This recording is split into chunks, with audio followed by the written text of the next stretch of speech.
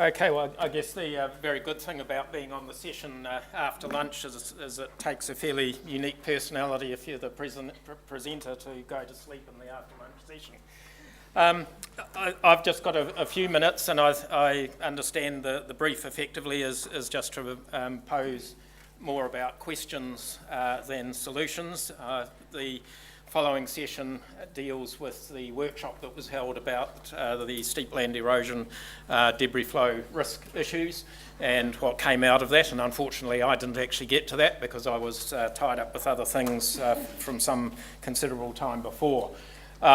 So what I'm presenting here is just a few, thoughts about where this problem is headed for us as an industry, and we'll see perhaps how that matches up with what came out of that workshop. So I've titled it really the Forestry on Eroding Land, and particularly, are we going to be able to meet the challenge? Because what I see from my experience, and one of the luxuries or perverse disadvantages of my particular role with PF Olsen is we're very widely distributed, so I'm tending to see this from quite a few different regions, and it concerns me hugely, and I'm very concerned, to put it bluntly, that if we continue to see the rate of change that we are starting potentially to see in climate with these severe events, then as an industry we will be very, very challenged to adapt quick enough to what's coming our way.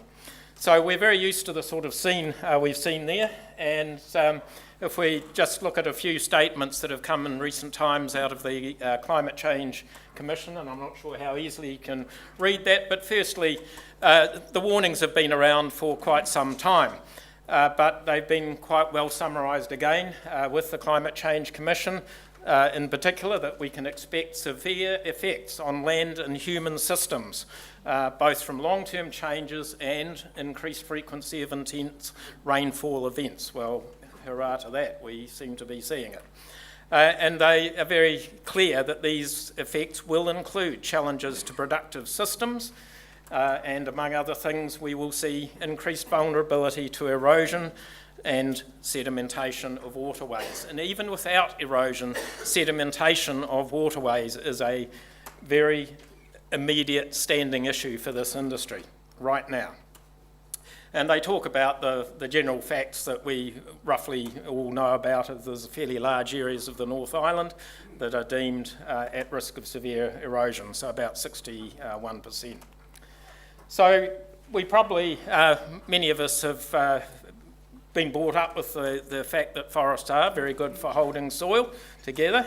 That's why we as a nation embarked on some major programs in the past for very good reasons, and based on the best understandings and knowledge of the time. And we were in triage mode. We had massive erosion going on in certain, world-leading erosion going on in certain parts of the country, and trees were seen as a simple blanket approach.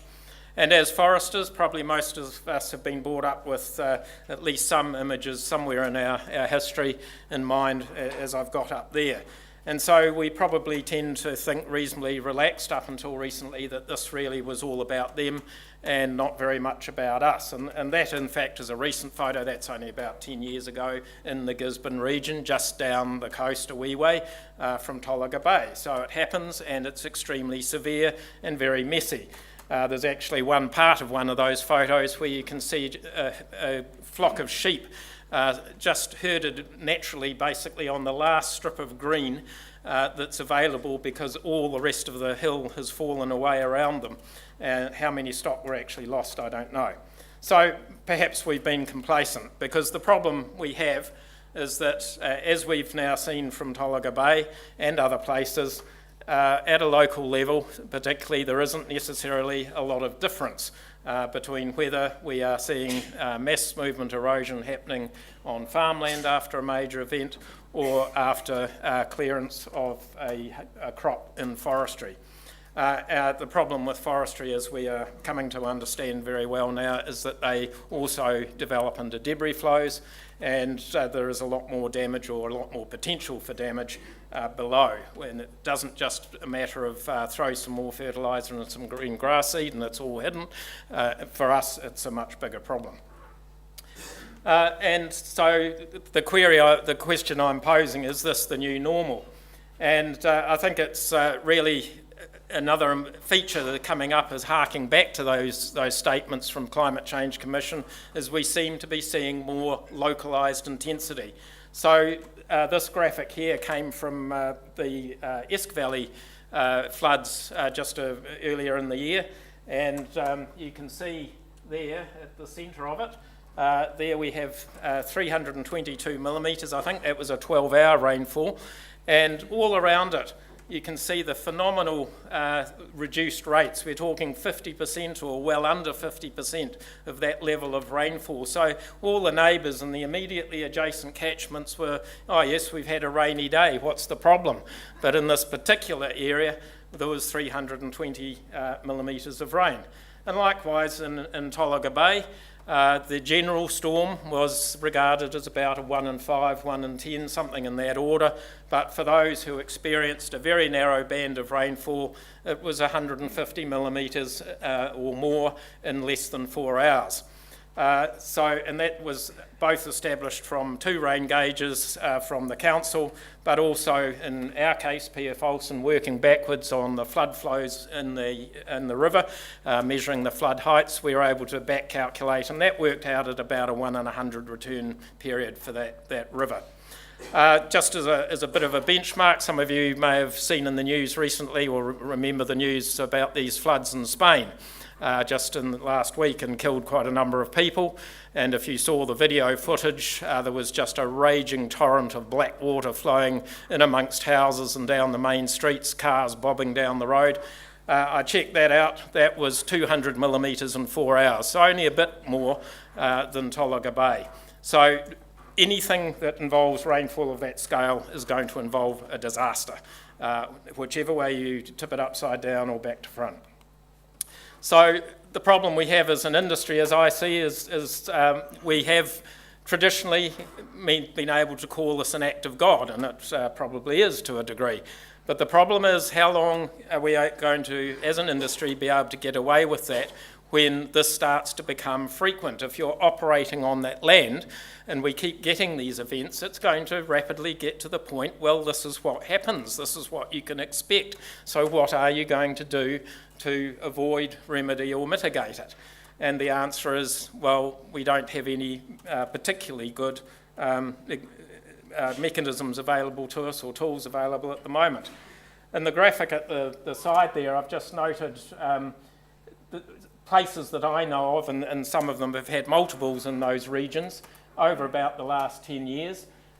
Some of the spots in red I've suggested are councils who are now openly hostile, or communities that are openly hostile to some degree to forestry. The hollow ones are fairly neutral at this stage. The orange, slightly orange ones, there's certainly a huge level of concern. They're not dropping into that hostile mode in terms of regulation, but they're certainly wary. The blue ones, you would have to say, are saying this is about climate change, and it is about hazard management, and it is about a bigger community problem, not just forestry. So we're starting to see a real divergence of opinion about what this involves and what is the forest industry's involvement. The other little insignia there is that these is where we've had please explains arising from FSC, even though some of those forests aren't FSC certified. So FSC are getting involved and being prompted to get involved because of the concerns around this. So the other related issue, of course, is this issue of sedimentation. The industry is already in the spotlight due to the technique, current technique being used to isotope trace sediment yields from various land uses. And while as an industry we have a lot of concerns about aspects of that technique, and particularly how some of the conclusions are drawn, it doesn't alter the fact that it has been widely used around the country. It is generally painting forestry in a not particularly positive light, and the problem we have if we start getting more debris flows is that the order of magnitude of sediment deposition is vastly higher once we start getting into that sort of situation. So there is no way we are going to be able to hide from the fact, if we get regular events of this nature, that we are going to be causing significant sedimentation problems in many of our streams, irrespective of the fact that general erosion will go up also around the countryside as a result of these sorts of events. It is a simple function of physics and well established already that as we get more rain and more intensity, our fairly fragile landscapes will respond quite quickly. But it will probably get pinned to a large degree on forestry. So just summing up very quickly, just some wider perceptions of environment, and this is that survey that's been run many years called the Perceptions of the Environment. It's a public survey, and the first thing, if we, I'll go back one. If we look, go back another one, sorry. Firstly, in terms of water, if we look over the period so far, forestry actually is getting away with it. We're looking quite good for water.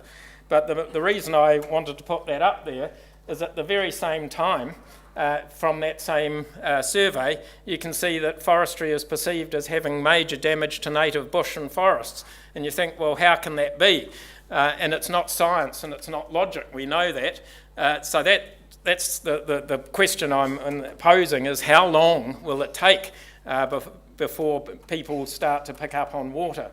They probably are picking up on native forests and forestry in general because they see clear fell harvesting and they don't really disconnect the two. So the question is, have we really got much time in our favour before the arrows swing over?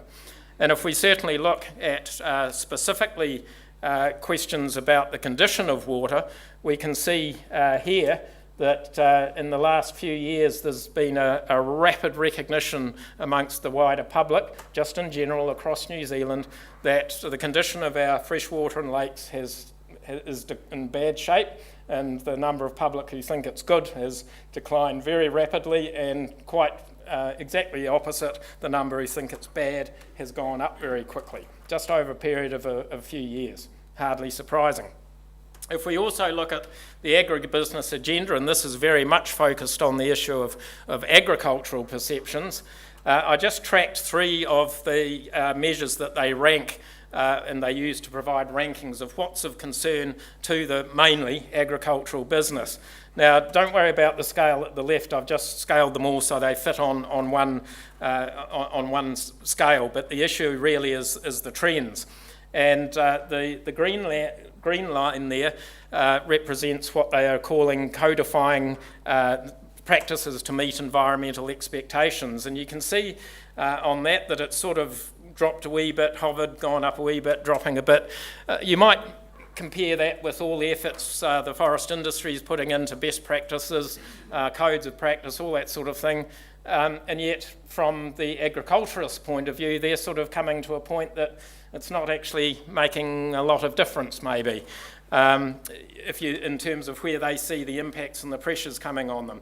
If we look at the darker green line, it's about the idea that we really need to improve our rural-urban interface and get better communication and understanding between rural and urban people. And that was sort of flavour of the month in terms of going up as a priority between 2011 and 13, and then it's sort of got a bit static, and they've not so sure that it's actually feasible or doing that good as far as they're concerned.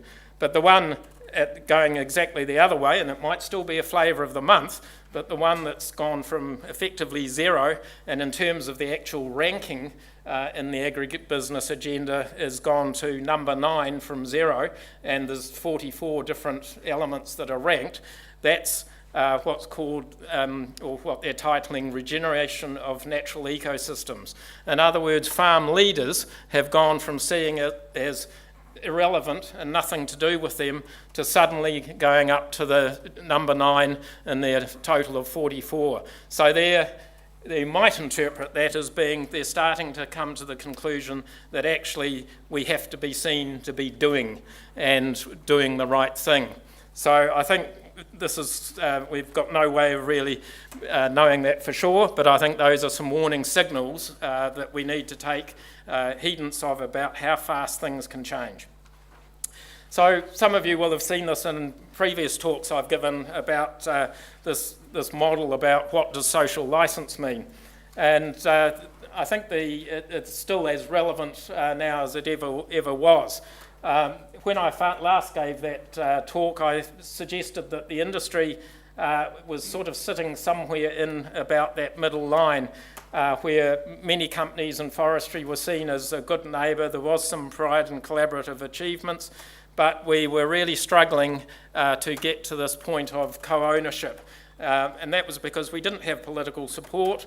There was not a united front against critics, all those sorts of things that make an industry sit right there at the top. And you could have said agriculture was there for much of New Zealand's history. That's where the backbone of New Zealand came from. At the time I gave, about 2 or 3 years ago, the talk related to this, I as I say, suggested that we were still struggling hard to get above that approval, broad or general approval and support. Moving beyond that was really difficult. We've had a change of government, started off really, really well. So you would say we're on the point of breaking that threshold. We're almost going to be in co-ownership, positive government, let's plant 1 billion trees, let's go for it. We've made it. And then suddenly we start getting more of these debris flows. We've had Auckland, we've had Gisborne, various other places, Marahau, and so I would say we're teetering on a very sharp edge about where we sit as an industry in this general space. So finally, I guess my fear is that we are definitely at the point of severe reputational risk as an industry in some of the lands we operate. And the simple fact is we can't manage 1 in 100-year events. No one can. Spain, probably France, I think, just had one as well, so it'd be interesting to see what their rainfalls were over the last couple of days. So the question is what and how do we manage? And I guess that's what the next session is about. But I think a huge important factor for our industry is we have to get better at risk recognition and awareness. We have to start accepting that this could happen just about anywhere. Our main defences are that we have to get better at planning. We have to manage to exemplary standards. They will probably only make a slight difference at the margin to the sorts of events that have happened, but it's the only protection we've got. And we have to get better at giving more varied advice, thinking beyond the block, looking at what we plant where, and particularly what land is going to be planted under 1BT.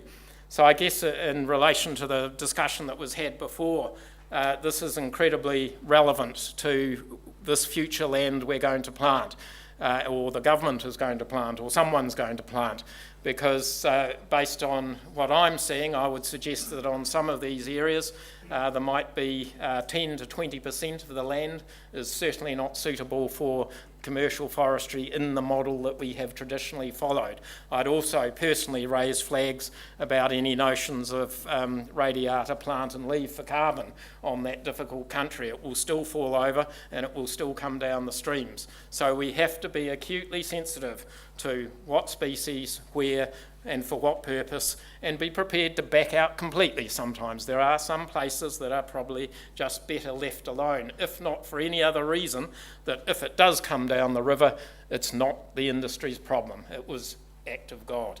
And I think that's where we're getting ourselves into a position. Just a quick benchmarking, so the main catchment running down here, that was flowing at a 1 in 100.